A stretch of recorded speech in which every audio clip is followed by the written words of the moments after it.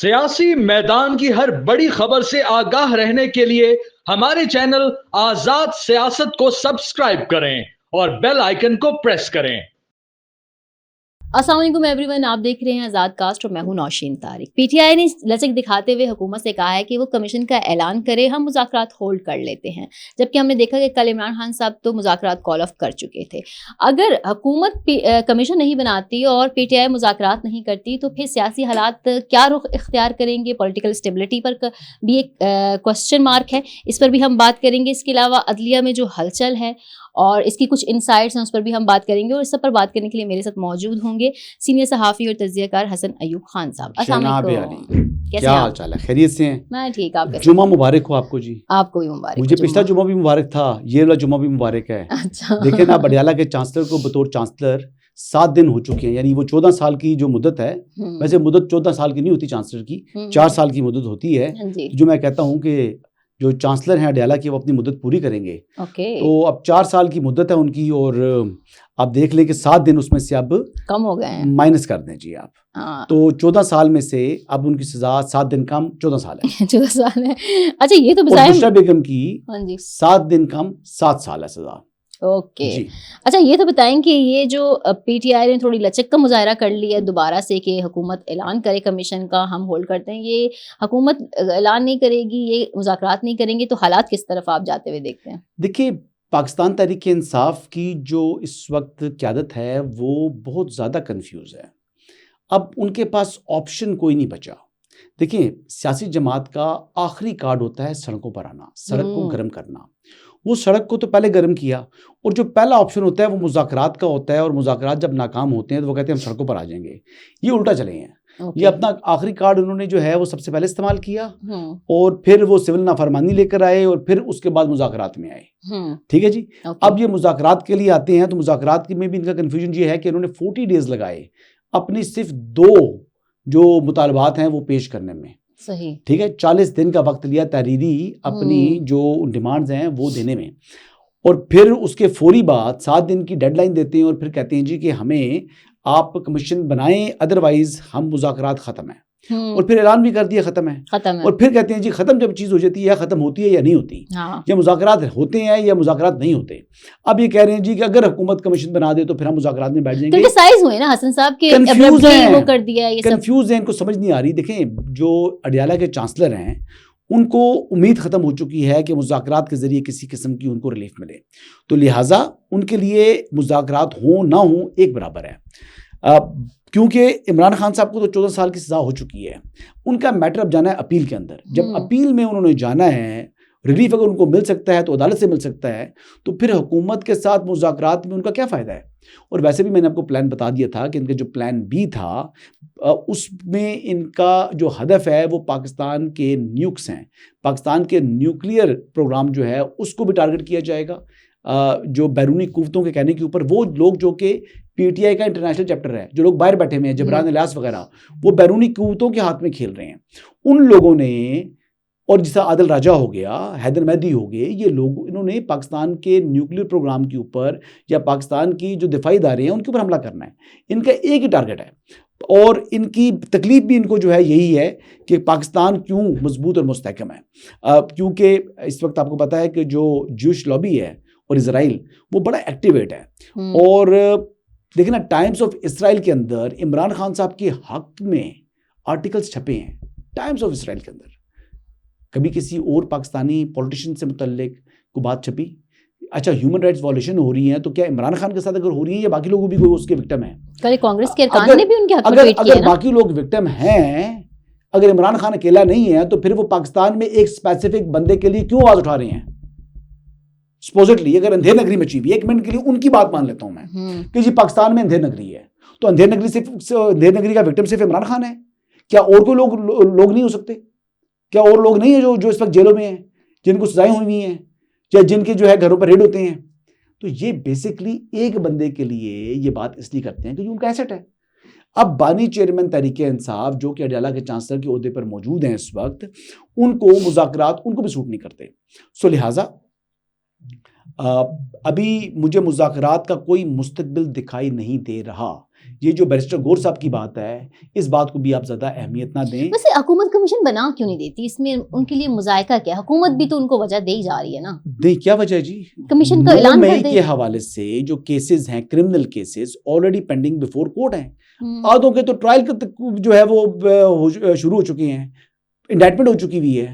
یعنی اب GHQ حملہ کیس 9 مئی والا ہی مقدمہ ہے نا جی, تو اس کے اندر جب فرد جرم عائد ہو چکا ہے, ٹرائل چل رہا ہے, جو وٹنسز ہیں ان کے اسٹیٹمنٹ آ رہے ہیں, تو اس میں جوڈیشل کمیشن کیسے بنایا جا سکتا ہے؟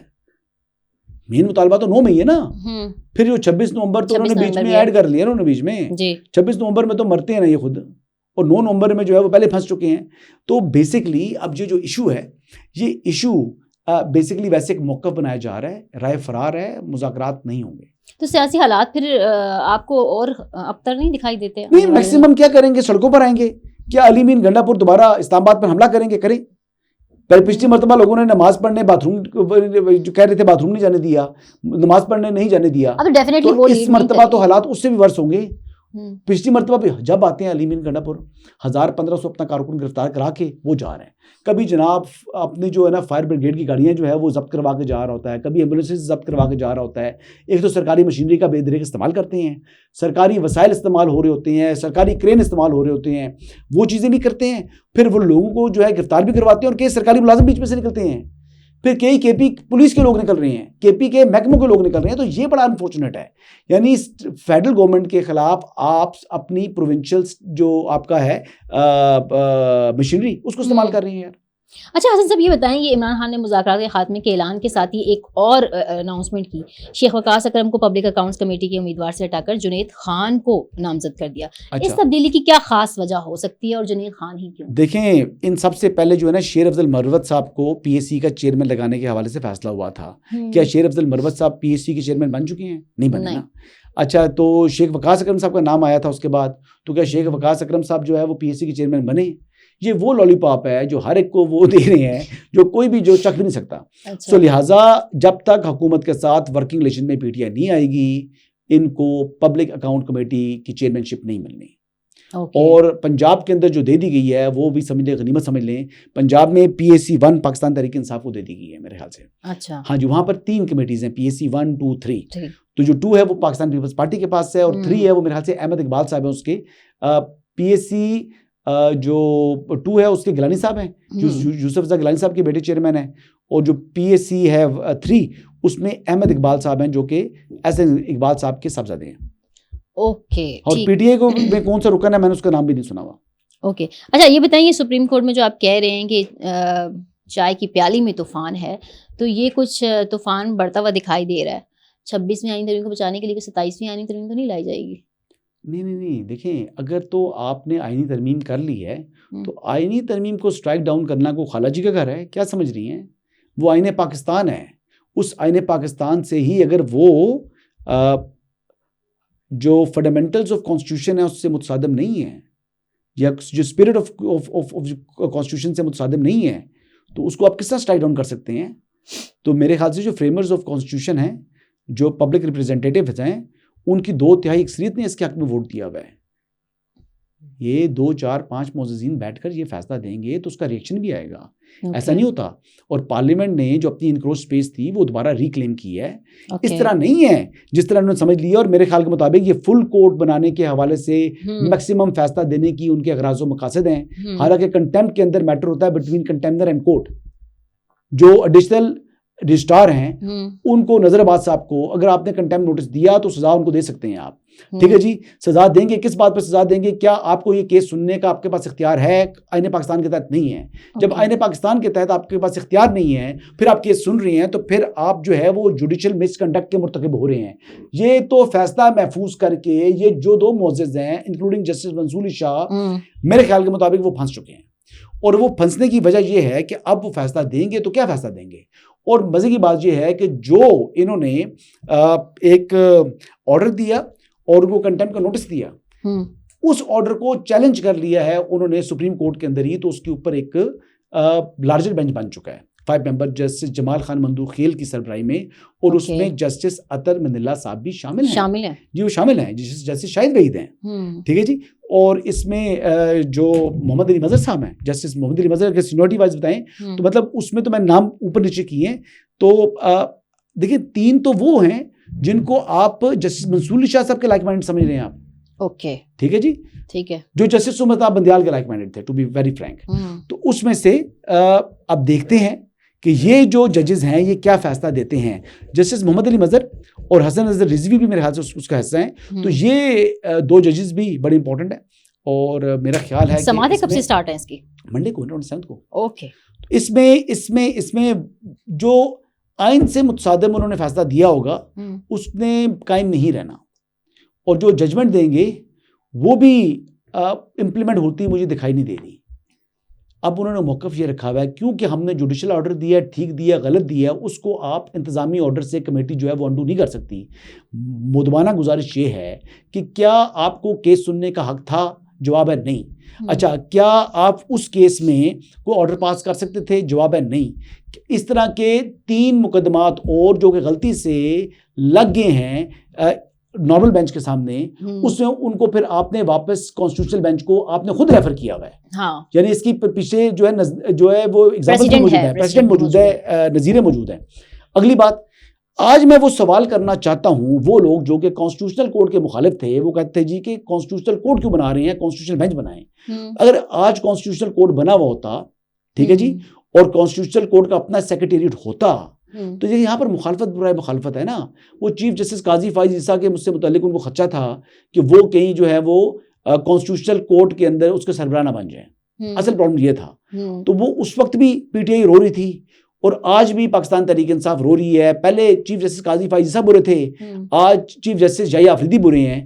مقصد یہ ہے کہ جو سہولت کاری نہ دے, جو آئین اور قانون کے مطابق فیصلے کرے, اور جو آپ کو لاڈلا نہ بنائے, آپ کو لاڈلا پرو میکس کا سٹیٹس نہ دے, وہ برا ہے.